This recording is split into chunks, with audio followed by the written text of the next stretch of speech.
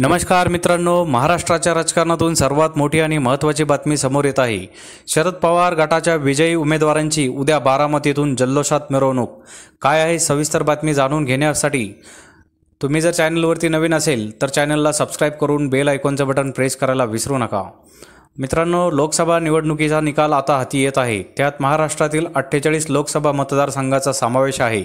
यातही काही ठिकाणचे निकालही धक्कादायकपणे समोर येत आहे। दरम्यान राज्यातील चर्चेत असणाऱ्या बारामती लोकसभा मतदारसंघात शरद पवार गटाच्या उमेदवार सुप्रिया सुळे यांनी आघाडी मिळत घेतली आहे। आकडेवारी समोर येत असताना पक्षांकडून मोठी घोषणा करण्यात आली आहे।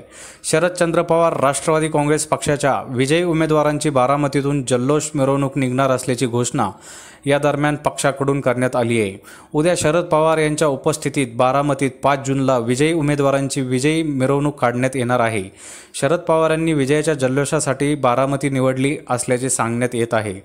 दरम्यान बारामती लोकसभा मतदारसंघात शरद पवार गटाच्या सुप्रिया सुळे यांनी निवडणूक लढवली तर त्यांच्या विरोधात अजित पवार गटाच्या उमेदवार सुनेत्रा पवार यांनी चुरशीची टक्कर दिली। सध्या सुप्रिया सुळे या तब्बल 35,000 मतांनी आघाडीवरती आहेत।